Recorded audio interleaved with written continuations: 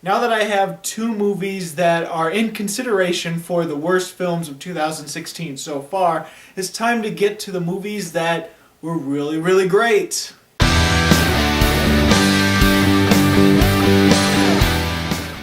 So Deadpool is the newest Marvel superhero movie, and yes, I know it's not part of the Marvel Cinematic Universe, but he is a Marvel hero, or more anti-hero actually.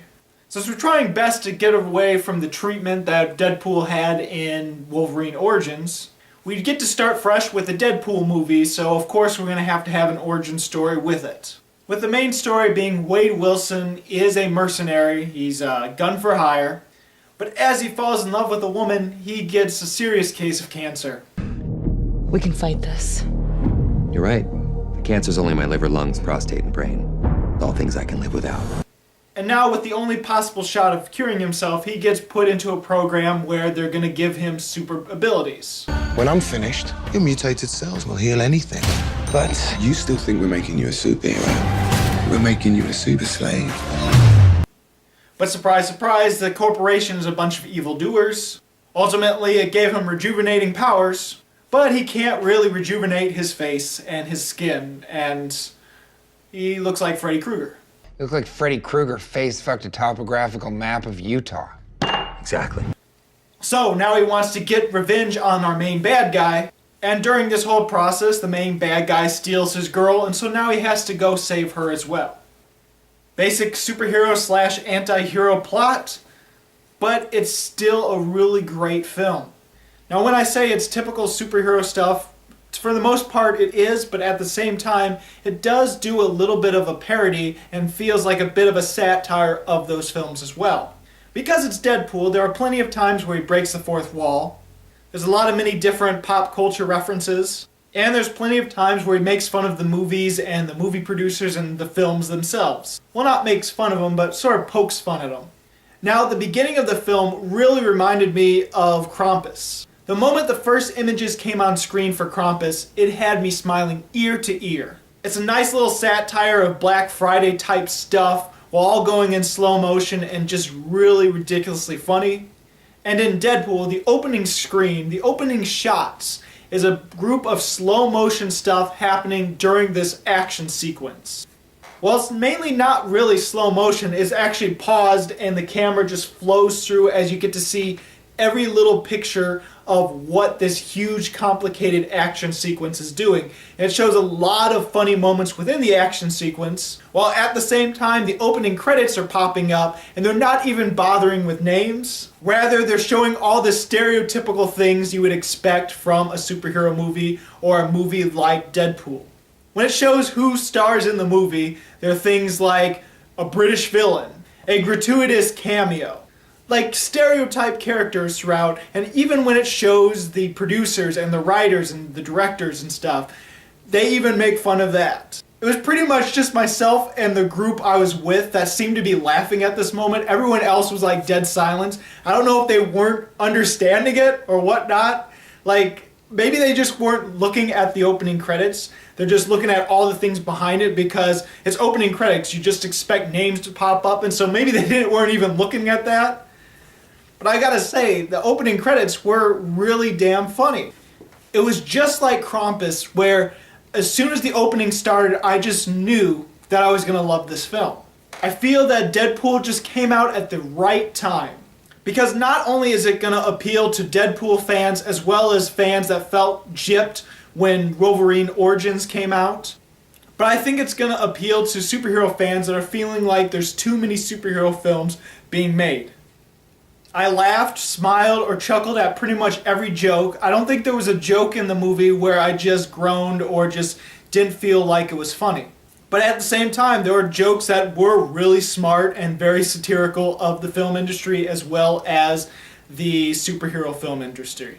Like, there's even a joke where Deadpool sees the two X-Men characters that are in this film and he's like, oh, so the studio couldn't buy more X-Men characters? And for a wacky film that breaks the fourth wall and does all these different things that normal superhero films don't, like, it feels cohesive and would fit in an X-Men movie or any of the Marvel Universe movies.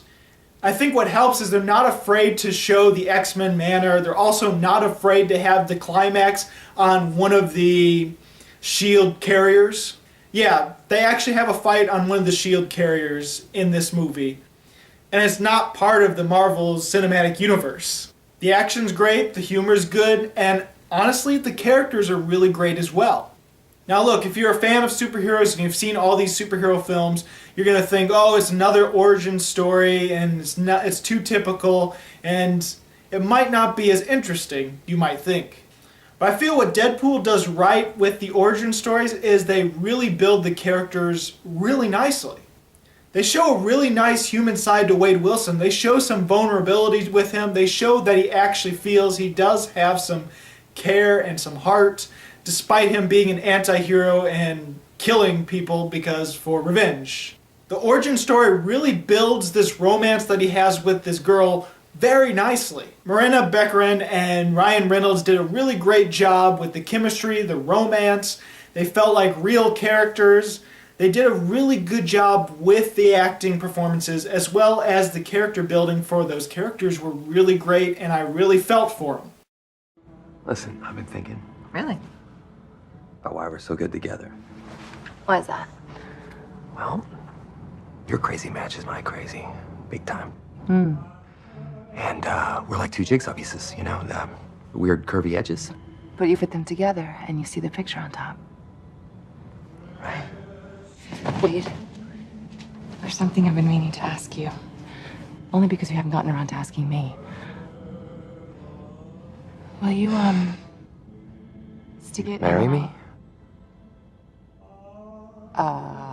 Jinx? It was kind of like Pride and Prejudice and Zombies. Those characters just felt like they were meant to be. But where Pride and Prejudice and Zombies were sort of enemies for a while before the true feelings really happened, in Deadpool, the feelings were there right away. Sometimes the romance in these superhero films don't quite mesh, but in Deadpool, they really worked. So when you see this poster and it looks like a romance film, and it could be poking fun of romance posters and poking fun at the fact that it comes out just before Valentine's Day, but honestly, the romance in this film really works, so this poster kind of works for the movie. It's just as much a romance film as it is a superhero revenge story. Nothing in this film felt half-assed. It's even smart with its jokes, how it sets up a joke and you're reminded of it later, and it doesn't feel like, oh, they're just reusing the joke. It felt like the first joke was set up to a joke later on in the film, and it felt like everything mattered, even joke-wise. And it felt just as much a superhero film as well as a satire of one. X gon' give it to you. Wait for you to get it on your own. X gon' deliver to you. Go get some. She gonna do a superhero landing. Wait for it. Woo! Superhero landing. Yeah, that's really hard on your knees. Totally impractical. They all do it. You're a lovely lady, but I'm saving myself for Francis. That's why I brought him. I prefer not to hit a woman, so please play.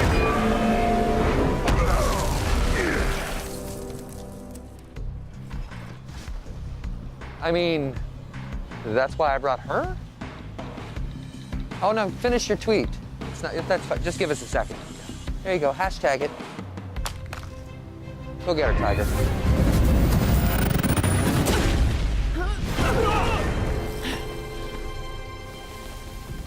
Oh, I so pity the dude who pressures her into prom sex. Now Deadpool is a pretty invincible character, how he just heals and everything, and so overpowered heroes sometimes don't work for me, but in Deadpool it works because he does have a human side. He does care about characters, he does care about his friends, and so even though he was quite invincible, he had something to lose in this film, and so you really rooted for him to actually succeed. The villain was great. I think he did a really great job in this role, despite his performance in Transporter Refueled. There's just so many things I want to talk about, but I don't want to give too much away in case you haven't seen it yet, but I'm pretty sure most of you that want to see it have seen it already.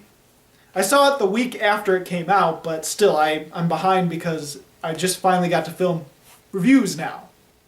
But this film isn't a perfect film for me, and it's not going to get 5 stars from me because there are a few things that I had a little bit of issue with. For one, the beginning of the film, the first half of the film really, is just going back and forth from the present to the origin story in the past.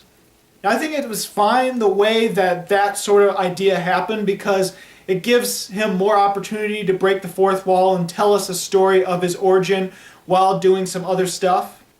But I think the film went back and forth too much to the point where it was taking us out of the action in the present because it's happening during this awesome action scene towards the beginning of the film, and we keep getting cut away from that action scene to see the origin story.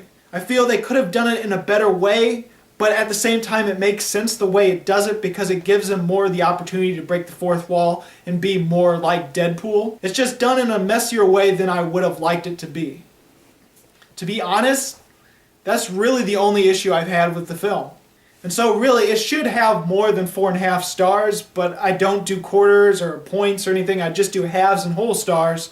So even though this is technically higher for me, I'm going to give it 4.5 stars.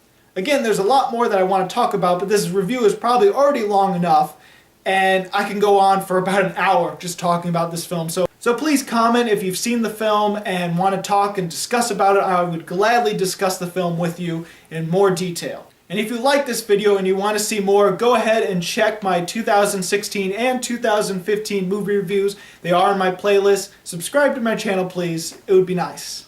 As always, this is Bruce Gifford, and this was Just My Opinion.